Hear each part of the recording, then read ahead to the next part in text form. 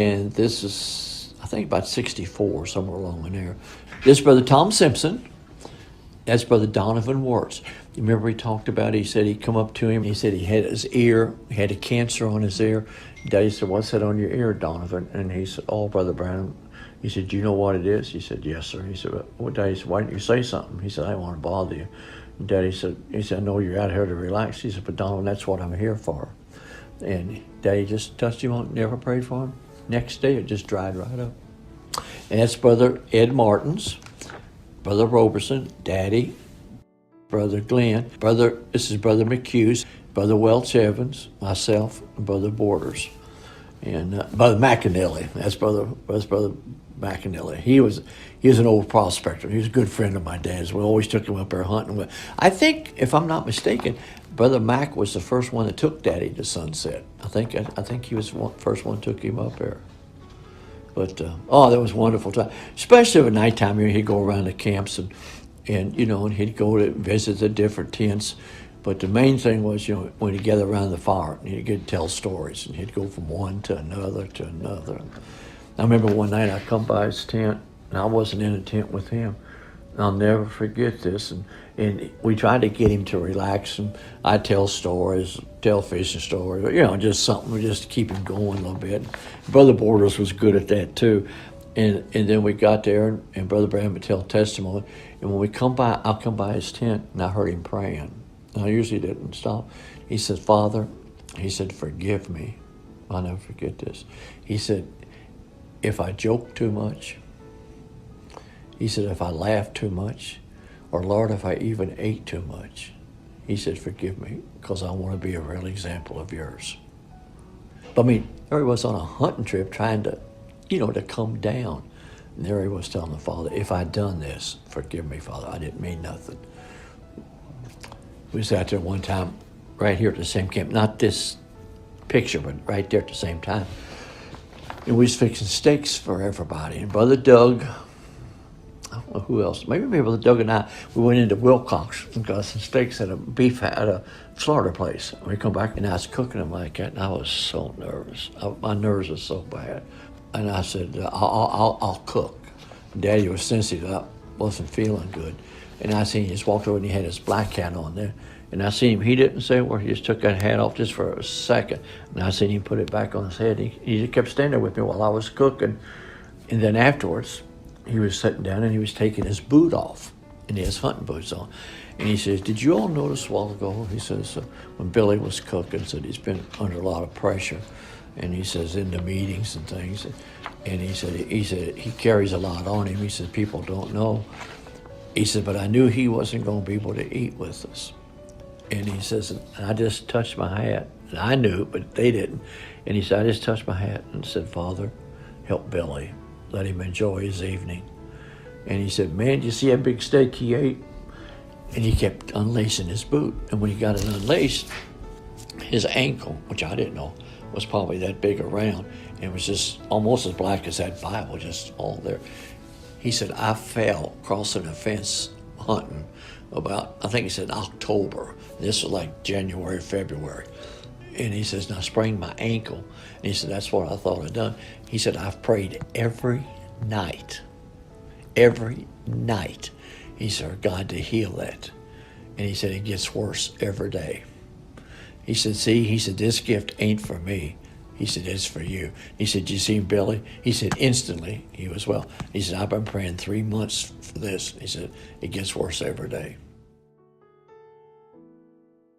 This is his two cousins up in, it's in New York, Lake Placid. It's around Lake Placid, New York, up there. Remember Brother Branham said, he said, "I shot this bear," and he says, and he said, I had to scare the other two off the cubs. And he said, "My gun jammed on me." And he says, "And she came for me." And he says, "My gun wouldn't shoot." And he said, I said, "God help me." And he said, "I just threw the gun on the ground. It was jammed. It was an automatic." And he said, "I just reached and got my hunting knife." And he said, "I just run straight to her." And he said, "I killed her with the knife." Remember he talked about his old great-grandma that lived to be 110 years old? That's that part of the family, not the Branham side, but the Harvey side. That was them. But he hunted with them up there quite a bit. Back up in British Columbia, that's where we was bringing the horses across, and that's Brother Blaine Southwick. I think that's Dad there. And I don't see me, so I probably fell off my horse. I probably took that picture, is probably what it was. They just turned the pack horses loose and swim the river. That's the Toad River there. This is Colorado. It's Brother Banks, myself, Brother Ronnie Evans, Brother Branham, and Brother Welch Evans, Brother Carl Wheeler, and Brother Mann. That's when, Brother Branham spoke to the storm. That's it. This is that trip. This is the year that I got married.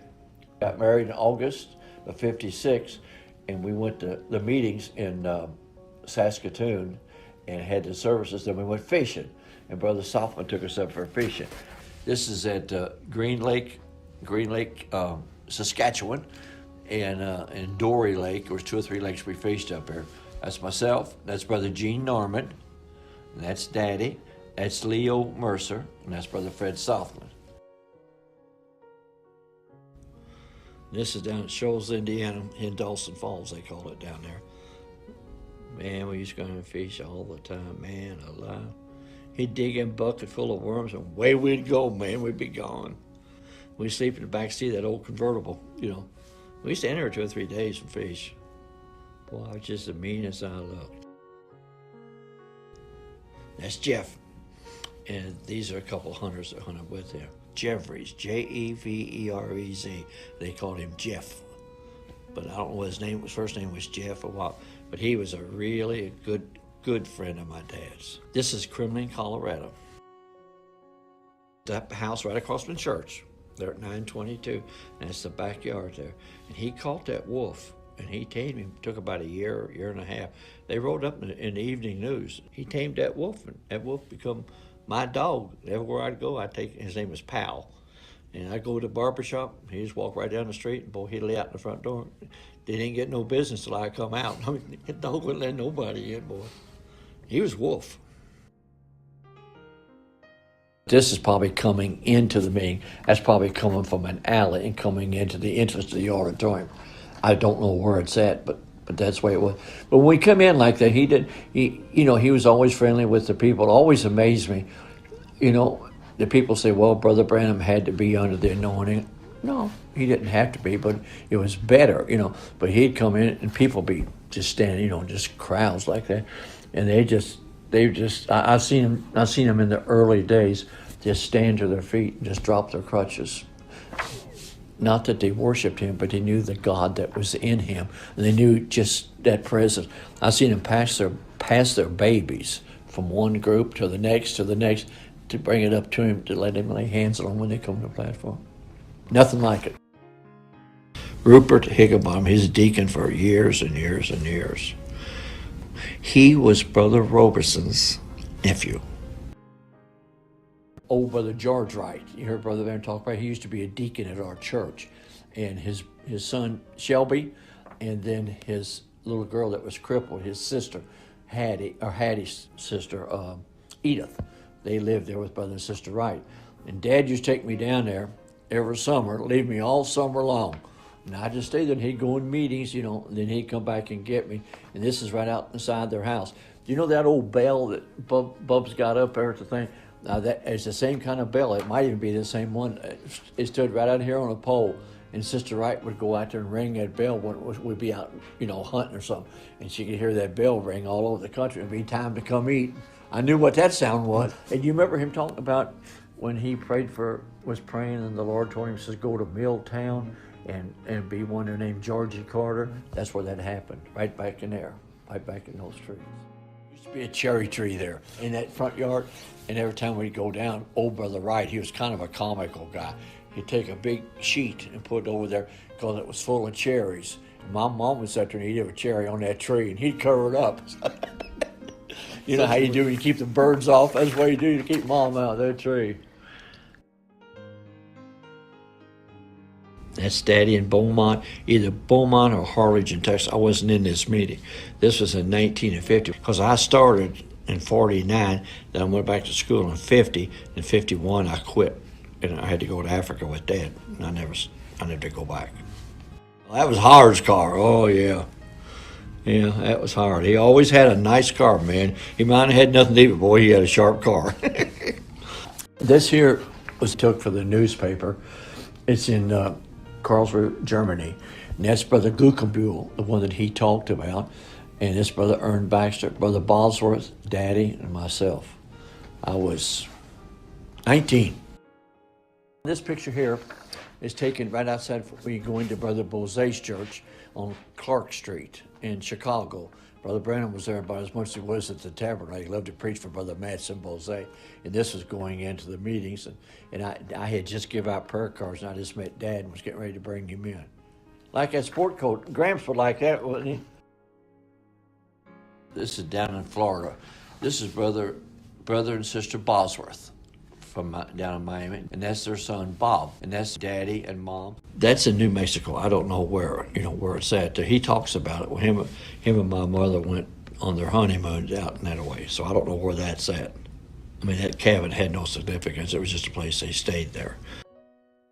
This is giving out prayer cards in Africa.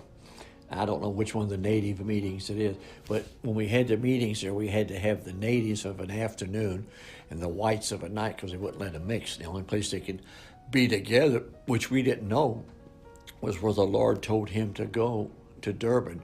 And there they had big iron gates, and they separated them, but they could all be in the same meeting. But here they didn't. They had the afternoon was the colored people, the blacks, and of a nighttime they'd go into the halls and have them, but they wouldn't let them come in the halls. We just had to have them in open fields. It was wonderful.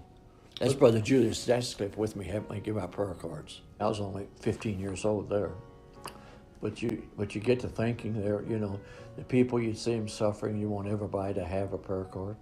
And I'll have to be honest with you, I looked for the worst cases because I knew God was going to heal them. I wanted to see them get healed, But that was what we done to try to keep them from, just conglomerate. Because when they see one person healed, they're just like, I don't mean it wrong, it's like cattle. They just stampede. They just come right to the platform. And man, they want to be healed too. And there was no stopping them because you couldn't get them, the time, you couldn't get them to understand what they had to do to receive it. It didn't make any difference to them, man. They seen that happen. They was ready. Then what he'd do after a little while, he'd bring one up like a cripple, and the Lord would heal him, or a blind, or deaf, or something like that. And then he'd say, he'll do the same for you. Now, I can't lay my hands on you because there's too many of you, but you lay your hands on one another. And he said, do you believe? And he did. Boy, he prayed one prayer in thousands. Just instant.